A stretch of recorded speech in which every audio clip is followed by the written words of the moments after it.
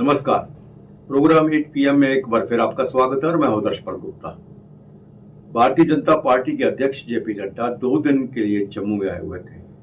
उन्होंने पार्टी कार्यकर्ताओं नेताओं के साथ बैठ के ये साफ तौर पर बता दिया कि अगर प्रधानमंत्री जी ने कहा है कि जम्मू कश्मीर में चुनाव जो है समय पे होंगे, तो इसका मतलब है चुनाव समय पे ही होंगे। उन्हें पार्टी कार्यकर्ताओं को चुनावों के लिए तैयार रहने की बात कही है। उन्होंने कहा कि जो पार्टी के कार्यकर्ता हैं उन्हें MLA या मंत्री बनने के लिए नहीं, लोगों की सेवा करने के लिए, पार्टी के काम करने के लिए आगे आना चाहिए। उन्होंने उसके बाद एम्स में गए। एम्स में उन्होंने कहा कि यहाँ जो OPD है वो 15 दिन के अंदर अंदर शुरू की जाएगी। हालांकि इससे पहले भी OPD की बात हुई थी, लेकिन इस बार चूंकि वो हेल्थ मिनिस्टर भी हैं, उन्होंने खास तौर पर ये बात कही है कि OPD जो है एम्स की विदिन 15 डेज जो है वो शुरू कर दी जाएगी, क्योंकि लोगों को बहुत देर से इंतजार है कि कब एम्स का काम शुरू हो। काफ़ी उसका काम हो चुका है, लेकिन इसके OPD के शुरू होने से जो बाकी जितनी भी वहाँ पे एक्टिविटीज़ है उनके शुरू होने से जो जितने दूसरे हॉस्पिटल हैं, जो मेडिकल कॉलेज है, उनका लोड कम होगा। श्री अमरनाथ की यात्रा बड़ी श्रद्धा के साथ लोग अभी भी जा रहे हैं, और सबसे खुशी की बात यह है कि अमरनाथ की पवित्र गुफा पे अब नंदी जी भी विराजमान होंगे। जी हाँ, नंदी जी की एक प्रतिमा जो है वहाँ पे अरुण योगीराज, जिन्होंने रामलला की मूर्ति जो है अयोध्या में बनाई है, उन्होंने नंदी जी की एक मूर्ति बनाई है और वहाँ पे उसकी स्थापना की गई है, और लोगों को नंदी जी के भी दर्शन होंगे। अमरनाथ जी की यात्रा लोग बड़ी श्रद्धा के साथ जा रहे हैं, किसी प्रकार की कमी नहीं आई है, बड़े अभी तक पीसफुल सारी यात्रा चल रही है। कटरा में एक खास फंक्शन हुआ है जिसमें शिवसेना के जो स्टेट के प्रेसिडेंट है मुनीष सहनी, उन्होंने सरकार से मांग की है, खासकर श्राइन बोर्ड से मांग की है कि यहाँ पे कटरा में एक जो है सराय बननी चाहिए, और यहाँ जो लंगर है वो 24 घंटे चलना चाहिए। उसके साथ साथ उन्होंने ये भी मांग की है कि जितने भी सीनियर्स जो है सिटीजन्स हैं, उनके लिए जो हेलीकॉप्टर सेवा है उनमें कंसेशन होनी चाहिए, खास डिस्काउंट होना चाहिए सीनियर सिटीजन के लिए।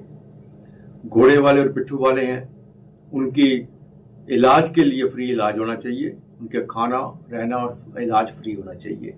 ये बात उन्होंने कटरा में एक फंक्शन में कही है। अब सबसे बड़ी बात यह है कि नड्डा जी के जाने के बाद जम्मू के अंदर चुनावी गतिविधियां तेज हो गई है। कल जिस तरह से 2 दिन की कार्यकारिणी में उन्होंने कहा कि चुनावों के बारे में बात की, इसी तरह कश्मीर बेस्ड भी पॉलिटिकल पार्टी जो हैं उन्होंने भी चुनावी गतिविधियां तेज कर दी है। लेकिन सब तैयारियां होने के बावजूद भी एक बात समझ में नहीं आ रही, वो ये कि अपोजिशन वाले अभी भी यकीन नहीं कर रहे, वो कर रहे हैं, वो कह रहे हैं कि हमें लग रहा है ये सब दिखावा है, भारतीय जनता पार्टी नहीं चाहती जम्मू में चुनाव हो, और हमें लग रहा है इन सब के करने के बाद भी जम्मू कश्मीर में चुनाव नहीं होंगे। ये उनकी सोच है। लेकिन यहां तक खबरें आ रही हैं कि इलेक्शन कमीशन ने भी टेंडर निकाल दी हैं, चुनावों में इस्तेमाल होने वाली सभी जितनी भी जरूरत की चीजें हैं उनके टेंडर भी निकाल दिए हैं। लेकिन फिर भी ये बात हर जगह पे कही जा रही है अपोजिशन से कि जम्मू कश्मीर में भारतीय जनता पार्टी चुनाव नहीं करवाने जा रही है, क्योंकि उन्हें लग रहा है कि वह जम्मू कश्मीर में चुनाव नहीं जीत पाएंगे। इसलिए सिर्फ आईवाश हो रहा है, सिर्फ एक दिखावा है। आने वाले दिनों में कोई ना कोई बहाना बना के इन चुनावों को टाल दिया जाएगा। तो आइए अब नजर डालते हैं आज के समाचारों पर।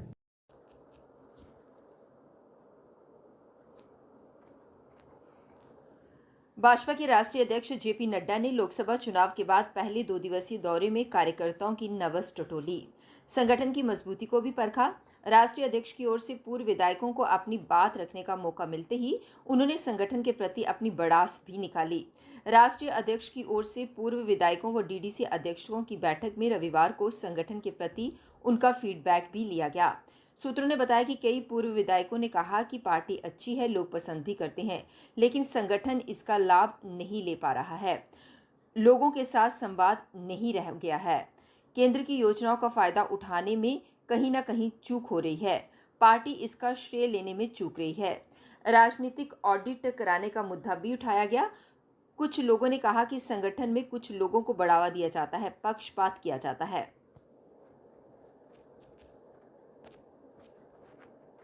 थे दूसरे में 62, तीसरे में 62 और आगे चल करके अब अगले बैच में 100 स्टूडेंट्स यहाँ all India institute of medical sciences से शिक्षा ग्रहण करेंगे। आज मुझे खुशी है कि प्रधानमंत्री मोदी जी के द्वारा मुझे जो स्वास्थ्य मंत्री की जिम्मेवारी दी गई और मेरा पहला visit Jammu all India institute of medical sciences को हुआ है। मैंने यहाँ की फैसिलिटीज़ को देखा है, मैंने यहाँ प्रेजेंटेशन भी ली है और मैंने जानने का प्रयास किया है कि यहाँ किस तरीके से all India institute of medical sciences आगे बढ़ रहा है। मैं जम्मू की जनता को और जम्मू कश्मीर की जनता को बधाई देना चाहता हूँ कि ये विजयपुर में all India institute of medical sciences world standard का और देश में one of the best institutions के रूप में बढ़ा है। इसकी फैसिलिटीज, इसका इंफ्रास्ट्रक्चर, इसके अप्लायंसेस और इसके लॉजिस्टिक्स स्टैंडर्ड्स के क्रिएट किए गए और इसके साथ साथ इसमें हर बारीकियों को देखा गया है जो इसको इंटरनेशनल स्टैंडर्ड्स पर ले जाता है। मैं यहाँ ये भी कहना चाहता हूँ कि आज जो मैंने इंस्पेक्शन और यहाँ के अथॉरिटीज़ के साथ जो बातचीत की है उसके बाद मैं ये कह सकता हूँ कि यहाँ बहुत जल्द यानी 2 सप्ताह के अंदर फोर्टनाइट में लगभग हमारी ओपीडी यहाँ प्रारंभ हो जाएगी और ओपीडी के साथ साथ यहाँ जो फैसिलिटीज़ की जा सकती हैं वो की जाएगी। फैकल्टी का रिक्रूटमेंट चल रहा है और वो तीव्र गति से चल रहा है और हम प्रयास कर रहे हैं कि यहाँ फैकल्टी आए। आपसे मैं शेयर कर रहा हूँ कि यहाँ अभी तक जो फैकल्टी आई है वो ऑल इंडिया की बेस्ट फैसिलिटीज़ में से फैकल्टी आई है। सारे देश से बेस्ट डॉक्टर्स, बेस्ट प्रोफेसर्स यहाँ आए हैं। आपसे भी मेरा निवेदन है कि हम इंस्टीट्यूशन को ग्रो कराने में लगभग 10 साल का वक्फा लगता है, इसलिए आप भी हड़बड़ी न रखें। प्रयास करूँगा कि बेस्ट फैकल्टी यहाँ आए और उसके लिए ताकि ये डिपार्टमेंट्स अच्छे से ग्रो कर सकें और जो लंबे समय तक आपकी सेवा कर सकें। इसमें आपका भी सहयोग वांछित होगा। मुझे पूरा विश्वास है कि आपका सहयोग मिलेगा। ओपीडी प्रारंभ होगी। यह प्रधानमंत्री मोदी जी के द्वारा जम्मू कश्मीर की जनता के लिए और विशेष करके जम्मू की जनता के लिए बहुत ही एक तोहफा है और मानवता। जम्मू कश्मीर के जिला कुलगाम में 2 जगह चली मुठभेड़ में सुरक्षा बलों ने 6 आतंकियों को ढेर कर दिया है। मारे गए आतंकियों के ठिकाने से जुड़ा एक वीडियो सामने आया है जिसमें ये साफ तौर पर दिख रहा है कि एक घर में बनी अलमारी के भीतर आतंकियों ने गुप्त ठिकाना बना रखा था। बाहर से इस ठिकाने को इस तरह से छिपाकर रखा था कि पता ही ना चल पाए कि यहाँ कोई बंकर है भी या नहीं। सूत्रों की माने तो पुलिस और सुरक्षा बलों की जांच के बाद इस आतंकी ठिकाने का पर्दाफाश हुआ। हालांकि वीडियो को लेकर अभी कोई आधिकारिक बयान सामने नहीं आया है। कुलगाम में शनिवार को 2 जगहों पर मुठभेड़ हुई जो रविवार को दूसरे दिन भी जारी रही। जिले के चिन्नी गांव फ्रिसल में सुरक्षा बलों ने 4 और मुद्दरगम में 2 दहशतगर्दों का सफाया किया। हालांकि इस ऑपरेशन के दौरान 2 जवान भी शहीद हुए हैं। आतंकियों के पास से 3 AK-47 राइफल, 1 पिस्तौल व गोला बारूद बरामद किया गया।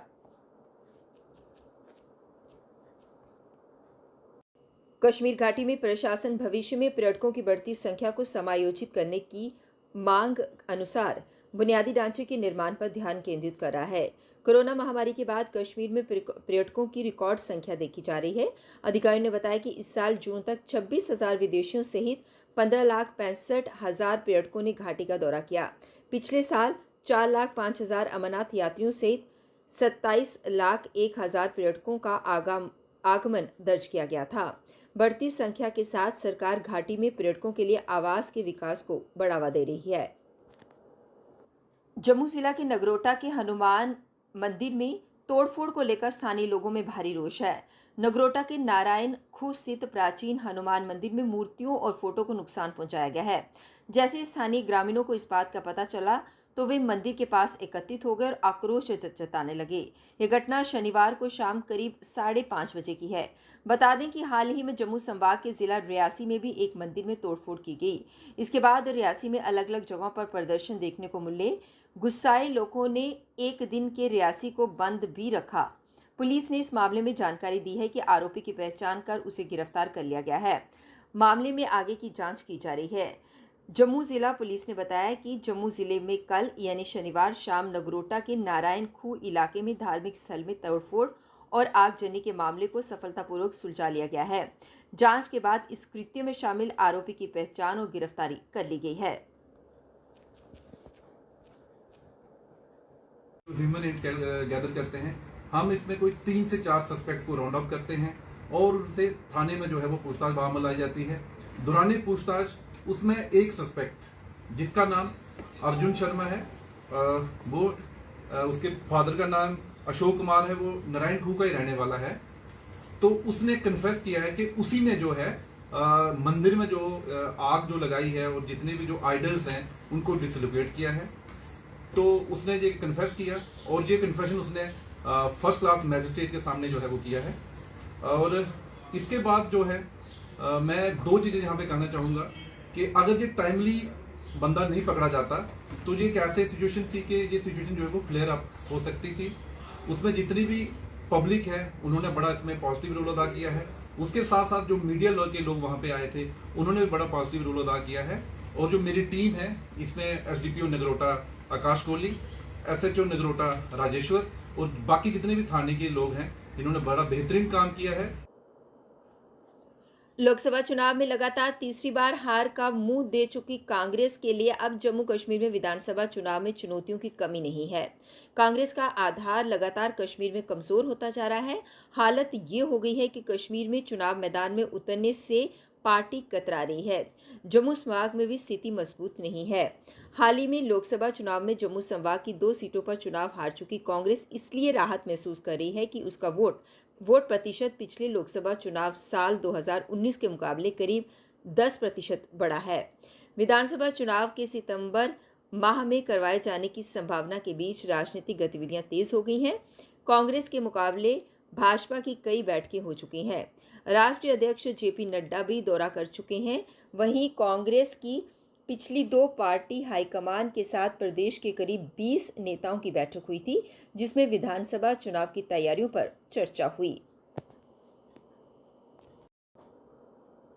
एनआईए ने लश्कर तैयबा और हिजबुल मुजाहिदीन के साथ जम्मू कश्मीर के नार्को टेरर गठजोड़ के मुख्य सरगना को रविवार को गिरफ्तार कर लिया। वह जून 2020 से फरार था। ये आरोपित कुपवाड़ा जिले का रहने वाला सैयद सलीम जहांगीर अंद्राबी उर्फ सलीम अंद्रावी है। एनआईए ने उस पर इनाम भी रखा था। एनआईए के एक बयान में कहा गया कि अंद्रावी पर एनडीपीएस अधिनियम, आईपीसी और गैर कानूनी गतिविधियां रोकथाम अधिनियम की विभिन्न धाराओं के तहत आरोप पत्र दायर किया गया था।